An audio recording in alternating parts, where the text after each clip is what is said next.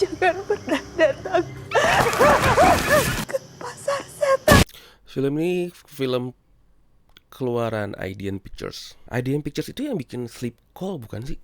Sleep Call jelek sih kalau kata gue. Gue kayaknya nggak review ya Sleep Call kayaknya deh.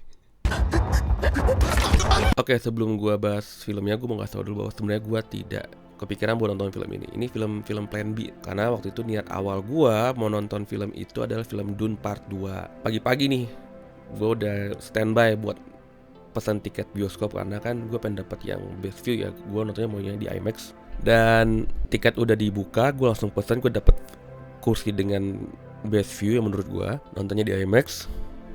Dan itu nontonnya jam 12 siang, show pertama. Dan setelah gue pesen tiket, gue nontonlah Dune pertama. Harapannya jadi biar gue pas nonton Dune kedua, gue gak terlalu lupa-lupa banget sama ceritanya. Karena kan Dune pertama itu kayak 2 tahun apa setahun yang lalu deh gitu.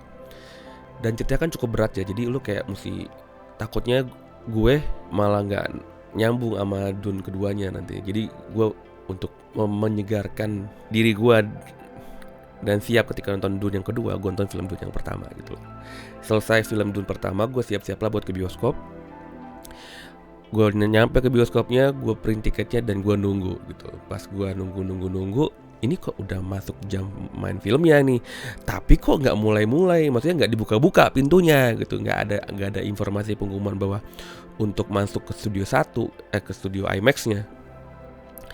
Dan ternyata filmnya error. Dune Part 2 versi IMAX-nya error dan show-nya di cancel dan akhirnya gue dapat refund. Ya nggak masalah sih soal refundnya itu, cuma kan kerugian kita sebagai penonton nggak cuma soal uangnya itu gitu loh. Kita rugi waktu dan rugi tenaga. Dan cuma ya udahlah gitu.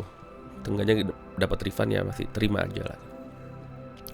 Dan ketika gue udah balikin tiket, gue sempat duduk sebentar untuk nyari nih gue nonton film apa ya. Udah terlanjur keluar rumah nih gitu, malas langsung pulang lagi. Akhirnya gue cari lah film yang bisa gue tonton dan menarik gitu loh. Pasar Setan. Akhirnya gue pesen film Pasar Setan.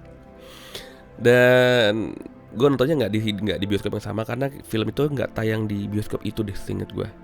Gue nonton di bioskop lain dan ya akhirnya gue nonton film ini. Dan berikut pendapat gue soal film Pasar Setan.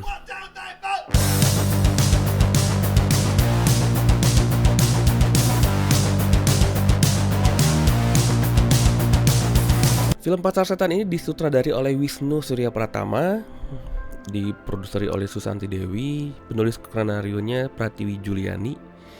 Ini kalau yang gue nonton dari review abang-abang di Cinecrip ini katanya penulis debutan.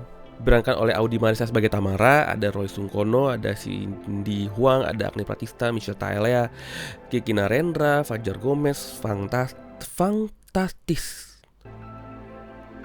Nice, namanya unik, Fangtastis. Dan salah satu aktor kawakan kita Bapak Epy Kusnandar. Orang gak ada setannya. Gak ada sinyal, Fit. Ini kita gak akan bisa keluar dari sini. Film Pasar Setan ini bercerita tentang seorang reviewer yang bernama Tamara. Bukan, bercerita tentang seorang influencer bernama Tamara yang dia fokus untuk konten horor. Jadi dia datang ke tempat horor yang angker, melakukan live dengan harapan bertemu dengan penampakan gitu loh. Dan pas lagi live itu emang ada penampakannya.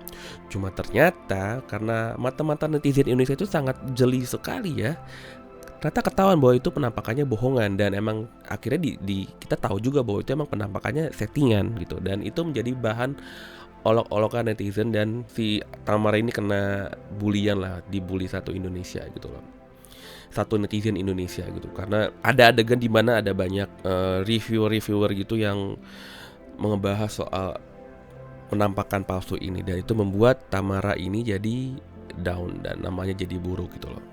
Nah, untuk memperbaiki citra buruknya, dia ingin mencoba untuk mendapatkan sebuah konten yang lain dari yang lain gitu, ke tempat-tempat yang angkurnya nih nggak kaleng-kaleng nih. Nah, gitu. Akhirnya terpilihlah tempat bernama Pasar Setan, dan mereka datang ke Pasar Setan yang ada jauh di luar Jakarta sana, dengan harapan mereka akan bikin konten di sana ketemu pasar setan, bikin konten di pasar setan, dan harapannya ketemu hantu beneran. Cuma masalahnya yang terjadi ini jauh lebih mengerikan dari cuma sekedar ketemu penampakan. Mereka emang berketemu penampakan, cuma setelahnya itu yang ngeri. Dan itulah ceritanya, sinopsis singkatnya. Oke, gue kasih yang baik-baik dulu ya dari film ini ya. Film ini memiliki cerita yang bagus. Jadi gini, cerita film ini gak cuma soal mereka datang ke pasar setan gitu. Karena kan biasa kalau film horor kayak gitu kebanyakan ya, kayak lu cuma fokus di satu substansi cerita soal ya gue mau datang ke pasar setan, udah sisanya itu perjalanan mereka menuju ke sana. Tapi di film ini enggak gitu. Di filmnya ini di belakangnya itu ada banyak lapisan-lapisan cerita, lapisan-lapisan plot yang lain, ada banyak motivasi, ada banyak latar belakang yang berada yang mendampingi cerita tersebut gitu. Contohnya kayak alasan si Tamara punya motivasi untuk ke pasar setan, bikin konten di sana ya untuk memperbaiki citranya gitu. Dan tapi sementara timnya Tamara itu punya niat untuk mendepak Tamara dari timnya mereka gitu, pengen mengganti Tamara sebagai host dengan orang lain gitu. Karena mungkin nama Tamara mungkin dianggap udah tidak baik lagi citranya, jadi mereka pengen ganti host. Nah itu mereka punya motivasi juga gitu. Dan salah satu bagian cerita yang ada di film ini kan menyangkut soal investigasi polisi, melibatkan kepolisian. Dan di kepolisian ini ada komandan polisinya yang kebetulan adalah seorang wanita muda yang mungkin kayak dia masih cukup muda, tapi dia punya pangkat yang tinggi di antara pegawai-pegawai di sana sehingga dia menjadi komandan. Nah, alasan dia bersikeras untuk menginvestigasi dan menyelesaikan kasus ini karena dia juga punya motivasi juga gitu. Dia ingin memperbaiki namanya gitu.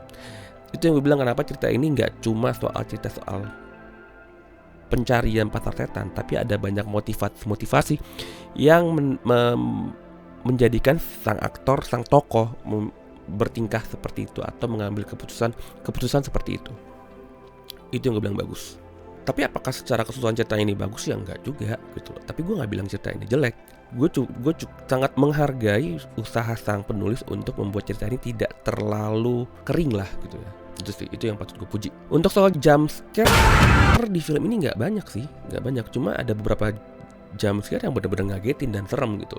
Ada adegan yang ngagetin dan visual yang ditampilkan juga serem gitu. Dan ya itu bikin gue terkejut gitu. Cuma kayaknya seingat gue nggak banyak dari film ini jump scare-nya. Apa gue lupa ya. Tapi walaupun begitu, dan sejauh ini gue belum nemuin adegan penampakan yang keren yang ada di Pemandi Jenazah ya. Kalau nonton review gue soal Pemandi Jenazah, gue bahas tuh soal adegan penampakan yang super keren itu.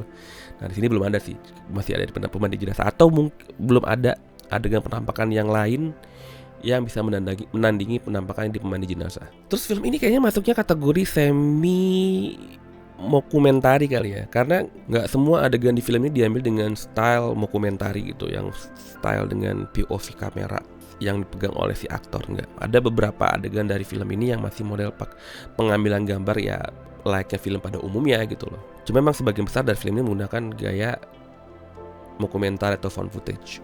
Terus ini agak menarik sebenarnya. Ini perasaan gue aja atau emang di beberapa angle si Tamara atau Audi Marisa ini emang terlihat seperti Eva Celia ya. Tone suaranya pun agak-agak mirip sama Eva Celia.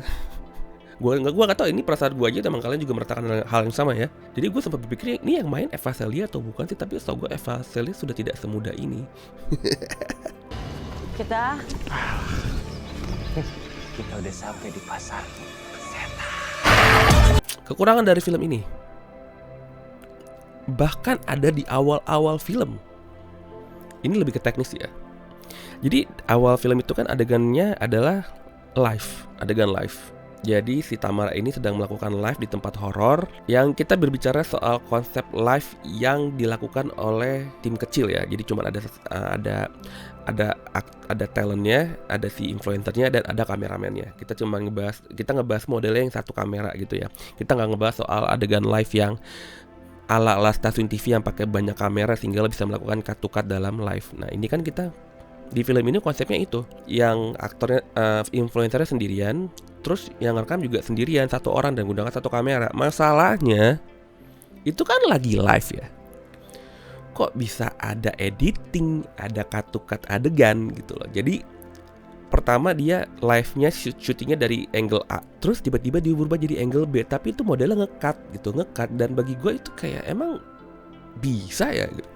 Setahu gue lo live di sosial media tidak seperti itu teknisnya, dan gak mungkin juga, karena ketika lo ingin pindah adegan secara live dan lo hanya dengan metode satu kamera gitu ya, lo ya antara lo emang harus terus live sambil pindah adegan, atau lo matiin dulu live-nya, lo pindah adegan baru live lagi, out lagi kameranya, atau lo pakai fitur jeda gitu loh. Lo live-nya lo jeda, pindah adegan, dilanjutin lagi live-nya gitu. Setahu gua ya cara yang bisa dilakukan seperti itu.